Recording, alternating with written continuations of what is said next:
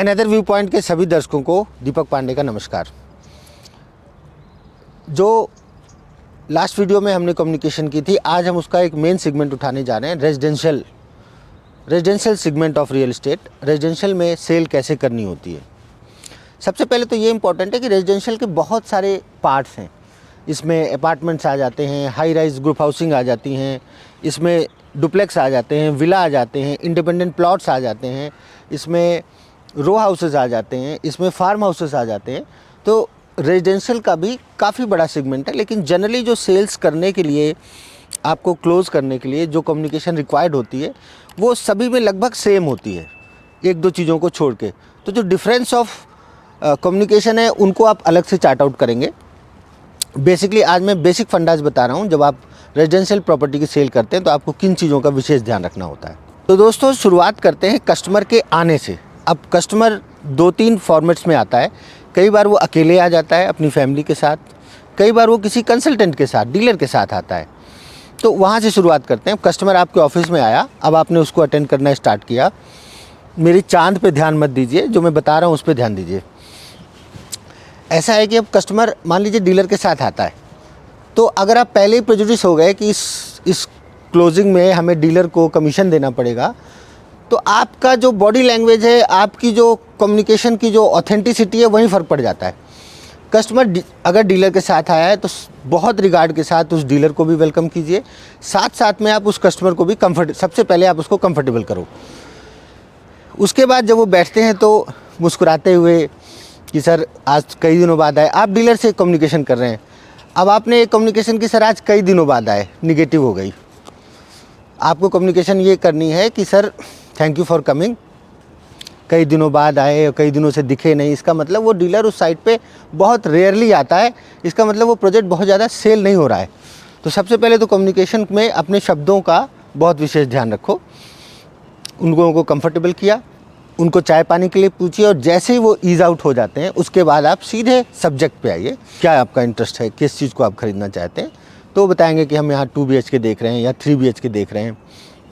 ठीक है सर, अब आपने 2 BHK का ब्रोशर निकालना है और उसको एक्सप्लेन करना है। और एक्सप्लेन करने में जो मेन चीज़, विशेष चीज़ जो ध्यान रखनी है कि आप उनको डिफरेंस बताएंगे आसपास के प्रोजेक्ट से, क्या डिफरेंस है। क्योंकि हो सकता है जब वो आपके पास आया हो, मान लीजिए कोई एफिनिटी में कस्टमर आ रहा है, ये एफिनिटी की साइट है।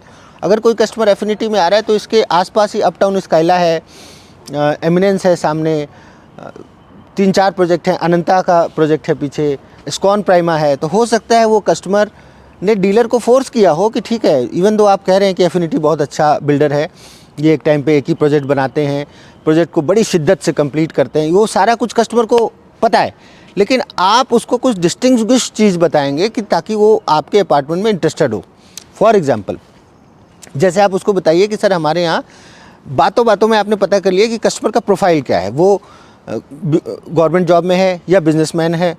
उसको आप समझने के बाद कि वो क्या बिज़नेस करते हैं, अगर आप उसको ये कम्युनिकेशन देते हैं, क्योंकि जहाँ पे 400 फ्लैट हैं वहाँ डेफिनेटली 30-40 उसकी कैटेगरी के लोगों ने भी प्रॉपर्टी ली होगी। तो अगर आप उसको बताते हैं कि यहाँ सर आपकी कैटेगरी के या आपके डिपार्टमेंट के 3 लोगों ने फ्लैट ले रखा है, 50% सेल हो गई, 50% सेल हो गई। उसके बाद अब अपना कारपेट एरिया, सुपर एरिया, ये सारी चीज़ें एक्सप्लेन करते हैं। एमिनिटीज़ बताते हैं कि यहाँ पे इतना बड़ा पार्क है, हमने इतने % ओपन एरिया छोड़ा है। ये सारी चीज़ें सारी जगह बताई जा रही हैं। लेकिन आप कंपैरेटिवली अगर थोड़ा सा बता देते हैं कि सर हमारे आसपास कुछ बिल्डर्स हैं जिन्होंने 50% लैंड पे कंस्ट्रक्शन किया और 50% ओपन एरिया छोड़ा है, जिसमें रोड्स भी शामिल हैं, पार्क भी शामिल हैं, बाकी चीज़ें भी शामिल हैं। तो अगर और आप ये बताते हैं कि हमने सिर्फ 34% में कंस्ट्रक्शन किए, बाकी 76% हमारा ओपन एरिया है, तो उसके माइंड में इन चीज़ों को आप जब ये बताते हैं कि हमारे यहाँ लोडिंग कम है sir comparatively to other builders, ये सब चीज़ें उसकी, क्योंकि आप जो पैसा कस्टमर से ले रहे हैं उसकी आप उसको वैल्यू दे रहे हैं। तो ये सारी चीज़ें जब आप उसको बताते हैं तो आपके अपार्टमेंट की सेल में ये चीज़ काफ़ी महत्व रखती है और उसमें सेल कन्वर्ट होना काफ़ी ईजी होता है।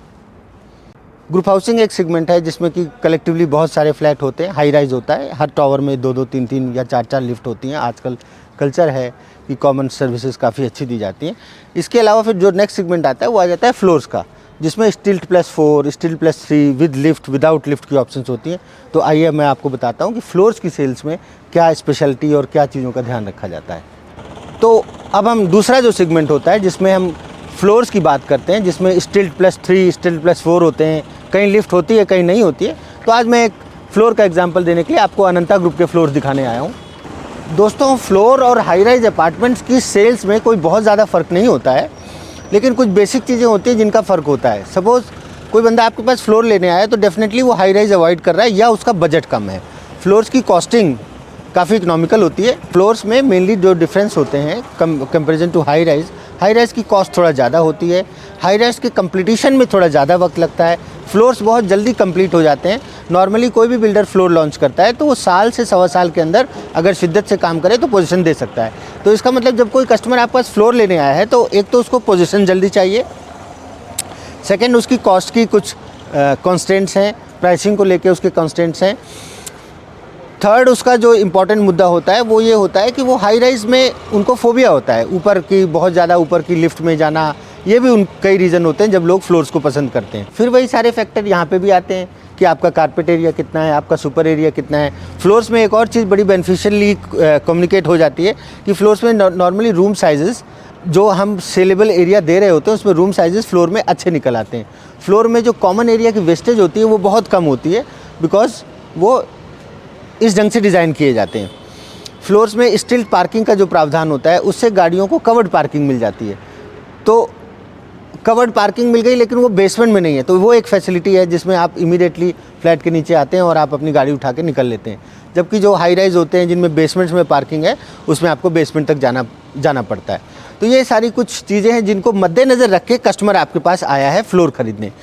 तो आपको जब कम्युनिकेशन करनी है तो इन चीज़ों पे बहुत विशेष ध्यान रखना है कि इन फैसिलिटीज़ में आपने क्या एडिशनल चीज़ें दी हैं। आजकल जैसे एक बहुत कॉमन पॉइंट चल रहा है, जो भी नए प्रोजेक्ट्स आ रहे हैं उसमें बैटरी चार्जिंग पॉइंट्स दिए जा रहे हैं। बड़ा सिंपल होता है यार, एक स्विच ही लगा के देना होता है, लेकिन जब आप बोलते हैं उसको कम्युनिकेट करते हैं तो अगला इमेजिन करता है कि हाँ यार, कल को अगर हमने बैटरी वाली गाड़ी ली तो हमें चार्ज करने की प्रॉब्लम नहीं आएगी। अपार्टमेंट्स के जब बायर आपके पास आते हैं तो आप उनसे कम्युनिकेशन में संयम रखिए। आप ज़्यादा एक्सप्लेन मत कीजिए, पहले उनके बारे में समझिए कि why he is choosing your project. आप पूछो कि सर आपने अनंता ही क्यों पसंद किया, तो वो बोलेगा कि नहीं मैं तो पसंद नहीं किया, अभी तो देखने आया हूँ। फिर आप उनको बताओ कि सर हमारे यहाँ ये डिफरेंसेस हैं। फॉर एग्जांपल अगर वो पेरेंट्स के साथ आया है तो बड़ा इमोशनल एक कम्युनिकेशन होता है कि हमने छोटे स्टेप्स रखे हैं, स्टेयर्स हमारी बहुत छोटे स्टेप्स की हैं, हमने 2 लिफ्ट दे रखी हैं, हमारी लिफ्ट में पावर बैकअप भी है, सो दैट उनको कभी ये टेंशन ना हो कि कभी ऐसा होगा कि उनको बगैर लिफ्ट के पौड़ियाँ चढ़नी होंगी। जब आप उनको फ्लैट दिखाने जाते हैं तो कई बार पेरेंट्स को या जो बंदा देखने आया है उसकी वाइफ को या उसको खुद को अर्थराइटिस की प्रॉब्लम हो सकती है, जिसमें वो ऐसे चलते हैं कि हाँ, तो आपने जैसे ये समस्या देखी आपको उस समस्या को सॉल्व कर देना है। आपको बताना है कि सर जब आप यहाँ रहेंगे तो यहाँ पे मॉर्निंग में पार्क में आप घूमते हैं, हमने बहुत विशेष ध्यान रखा है, हमने यहाँ पे ऑर्गेनिक पौधे लगाए हैं। इन सारी चीज़ों का उसका भी मतलब जो दिनचर्या होती है वो उसकी 90% अगर उसको अर्थराइटिस या इस टाइप की प्रॉब्लम है तो उनको ज़्यादा घूमने में टहलने में दिक्कत होती है। आप उस चीज़ को कवर करते हुए जब उसको कम्युनिकेट करते हैं तो थोड़ा सा ईजी हो जाता है सेल कन्वर्ट होना। इसी तरह से सपोज़ उनके साथ बच्चे आए हैं, छोटे बच्चे हैं, तो आपने पार्क में छोटे बच्चों के लिए झूले लगाए हुए हैं या आपने पार्क में छोटे बच्चों के लिए क्या फैसिलिटी दी है वो उनको विशेष तौर पे बताओ। क्योंकि जो फ्लैट जो आपको प्रॉपर्टी बेच रहे हो डायरेक्टली उसको एकदम से पिच करेंगे आप तो सेल कन्वर्ट होना बड़ा ही ब्लंट हो जाता है, मुश्किल हो जाता है। आप एमिनिटीज़ को ज़्यादा पिच करो, आप इन्वायरमेंट को ज़्यादा पिच करो, आप अप्रोच को ज़्यादा पिच करो, आप कंपनी को ज़्यादा पिच करो, आप उनकी प्रॉब्लम्स को सुनो और उसके साथ उसके सॉल्यूशंस को ज़्यादा पिच करो। सेल ऑटोमेटिकली 90% चांसेस है कि हो जाएगी। तो आओ अब हम आपको दिखाते हैं कि जब हम फ्लोर बेचते हैं तो क्या इंपॉर्टेंट पॉइंट है। सबसे पहला पॉइंट तो ये है कि आपके दरवाजे के सामने सिर्फ एक दरवाज़ा होता है। नॉर्मली जो भी फ्लोर्स होते हैं उनमें 2 ही लोग एक फ्लोर पे एग्जिस्ट करते हैं। कुछ लोग इंडिपेंडेंट फ्लोर्स भी बनाते हैं जिसमें आपके सामने कोई दूसरा नेबर नहीं होता है। सेकेंडली जो फ्लोर का सबसे बड़ा यूएसपी है, फ्लोर्स में जो रूफ़ की हाइट होती है वो अच्छी होती है कंपेरिजन टू हाई राइजेस। तो आप इस चीज़ पे भी फोकस करें, इसको भी कम्युनिकेट करें तो उससे आपके कस्टमर को इम्पैक्ट पड़ता है माइंड में। और एक बड़ा सिग्निफिकेंट पॉइंट है कि आप उसको इमेजिन कराओ कि सर यहाँ पे आपका बेड लग जाएगा, यहाँ पे आपका सोफ़ा लग जाएगा, यहाँ पे इतनी स्पेस है कि आपको एक्स्ट्रा जगह मिल जाएगी। उसको इमेजिन कराओ ऐसे एज इफ़ की सेल हो चुकी है। आप उसको जगह बताइए कि यहाँ पे आपका LCD लग जाएगा, यहाँ पे आप ये चीज़ रख सकते हैं, यहाँ पे आप छोटी सी अपना अगर कोई डिफेंस का बंदा आया है आपसे फ्लैट खरीदने, तो आप उसको अगर बार की कम्युनिकेशन करेंगे कि सर यहाँ पे हमने स्पेशल जगह रखी है जहाँ आप अपना छोटा सा बार बना सकते हैं, it affects their mind directly. इसी तरह से आप बालकनी में आकर के उनको बता सकते हैं कि साहब यहाँ से आपको व्यू बहुत अच्छा मिल रहा है। तो अगर साथ में पेरेंट्स हैं, वो जनरली बालकनी में बैठते हैं, तो उनको उस चीज़ का बड़ा कंफर्ट लगता है कि हाँ यहाँ से व्यू अच्छा आएगा। तो दोस्तों अब मैं आपको बताने जा रहा हूँ कि जब आपको किसी बंदे को प्लॉट पिच करना है या अगर वो बंदा इंडिपेंडेंट हाउस को ख़रीदने आया है, तो आपको किन मुद्दों पर, किन पॉइंट्स पे खास फोकस रखना है। क्योंकि दोनों चीज़ें, तीनों चीज़ें, चारों चीज़ें जो सेगमेंट्स हम बता रहे हैं, high rise apartments, independent floors, plots, independent villas, चारों में एक डिस्टिंक्शन होती है, सब में कुछ ना कुछ डिफरेंस होता है। तो वो डिफरेंस हम आपको अभी बताने जा रहे हैं। तो जब आप किसी प्लॉट को पिच कर रहे होते हैं, फॉर एग्जांपल ये एरो सिटी में जी ब्लॉक में एक कॉर्नर का प्लॉट है 200 गज का। इसकी लोकेशन देखिए साहब, 2 साइड ओपन है, सामने एक NRI की कोठी है जिसकी ब्यूटीफुल फसाद है। जब बंदा अपने प्लॉट को ख़रीदने के साथ साथ इमेजिन करने लगता है कि मैं अपना मकान कैसे बनाऊँगा, उसको इमेजिनेशन में लेके जाओ। उसको बताओ सर कॉर्नर है, आपको आपके मकान की विजिबिलिटी कई जगह से आएगी। सपोज़ मान लीजिए कॉर्नर नहीं है, नॉर्मल प्लॉट है, तो उसकी फेसिंग वगैरह पे बताइए कि साहब ईस्ट फेसिंग है, नॉर्थ फेसिंग है, साउथ फेसिंग है। हर फेसिंग अच्छी होती है, कोई फेसिंग का इशू नहीं होता है, पर जिस तरह की आप प्रॉपर्टी बेच रहे हैं आप उस चीज़ के बारे में स्टडी कर लीजिए। फॉर एग्जांपल अगर साउथ फेसिंग है तो आप उनको बता सकते हो कि सर साउथ फेसिंग है, यहाँ दोपहर से लेकर के शाम तक धूप रहती है। नॉर्थ इंडिया में कुछ लोग साउथ फेसिंग अवॉइड करते हैं, जबकि अगर आप कलकत्ता और मुंबई साइड में चले जाएं तो वहाँ साउथ फेसिंग को काफ़ी अच्छा माना जाता है। बंगाल में तो बोला भी जाता है कि दक्षिण खोला भालवासे, मतलब दक्षिण की तरफ अगर मकान खुल रहा है तो काफ़ी अच्छा होता है। तो इस तरह से इन चीज़ों को आपको काउंटर करना है। कोई प्लॉट टी पॉइंट पे होता है। अब यहाँ बड़ी इंपॉर्टेंट बात बता रहा हूँ, जब टी पॉइंट पे प्लॉट होता है तो कुछ लोग वास्तु वगैरह के एंगल को लेके आ जाते हैं कि टी पॉइंट का प्लॉट वास्तु के हिसाब से ठीक नहीं होता है। वेयर जब आप, सपोज़ मैं पंजाब में हूँ, आज मैं पंजाब की प्रॉपर्टी बेच रहा हूँ, सिख कम्युनिटी इन अंधविश्वासों से बहुत दूर है, वो इन सब चीज़ों को नहीं मानते। तो जो टी प्लॉट का पॉइंट है वो आप किसी भी सिख कम्युनिटी के लोगों को जब आप पिच करते हैं तो वो they don't bother about it कि ये टी पॉइंट पे है कि नहीं है। तो इस तरह से आप अपने क्लाइंट को सेलेक्ट कर सकते हैं अगर आप प्लॉट को सेल कर रहे हैं।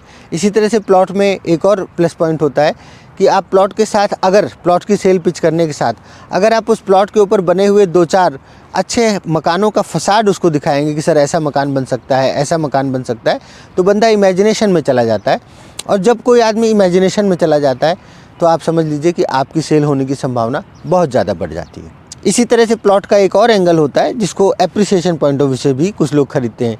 क्योंकि देखिए साहब, अपार्टमेंट्स एक उम्र के बाद, एक समय के बाद स्टैग्नेंट हो जाते हैं, उनमें डेप्रिसिएशन स्टार्ट हो जाती है, क्योंकि वो बिल्डिंग जो है अपने आप में डेप्रिशिएट होने लगती है।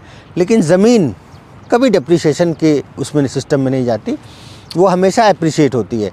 यहाँ पे सेल्स करते समय एक ही चीज़ को ध्यान रखना है कि प्लॉट्स में जब कोई बंदा सेल करता है तो प्लॉट्स में लोन का थोड़ा सा इशू होता है। बिकॉज़ कंस्ट्रक्टेड प्रॉपर्टी में जो मकान आप रहने के लिए ले रहे हैं उसमें सरकार की तरफ से, इनकम टैक्स एक्ट की तरफ से काफ़ी ऐसे प्रावधान हैं जिसमें टैक्स रिबेट मिलता है, बैंकों से लोन आसानी से मिल जाता है। वेयरएज़ प्लॉट्स में जो फंडिंग होती है बैंक की, वो थोड़ा सा उसका परसेंटेज कम है। तो उस पॉइंट ऑफ व्यू को भी आप ध्यान में रखें कि जो कस्टमर है उससे आप बातों बातों में पूछें कि सर आपके पास कितना सेल्फ फंडिंग अरेंज है, ताकि आप उस चीज़ को मैच कर सकें कि उसको बैंक से लोन मिल पाएगा कि नहीं। प्लॉट्स की सेल में कुछ और सिग्निफिकेंट पॉइंट हैं, जैसे रोड कितनी फीट चौड़ी है सामने, उसके ऊपर पूरा जोर डाल के रखें। अगर रोड 35 फुट 40 फुट की रोड है तो लोग बहुत प्रेफर करते हैं ऐसी लोकेशन में प्लॉट लेना। एज ए सेल्स पर्सन आपको भी इन चीज़ों पे बहुत ध्यान देना है कि जिस एरिया में आप प्लॉट बेच रहे हैं वो सरकार से अप्रूव्ड है कि नहीं। अगर सरकार से अप्रूव्ड नहीं है तो वो किस कैटेगरी में आ रहा है, कब तक उसकी अप्रूवल हो जाएगी, ये सारी कम्युनिकेशन आपको क्लियरली बतानी होती है। जनरली लोग जब प्लॉटिंग के कॉन्सेप्ट में आते हैं तो वो गवर्नमेंट के प्लॉट्स लेने में ज़्यादा इंटरेस्टेड होते हैं। उसका रीज़न है कि वहाँ पे कॉमन एरिया मेंटेनेंस वगैरह नहीं होती है, बड़े बड़े सुंदर सुंदर पार्क होते हैं। अब आप ये देखिए, एरो सिटी का जी ब्लॉक है, ब्यूटीफुल पार्क, आसपास फर्स्ट क्लास कोठियाँ बनी हुई हैं 200 गज की, और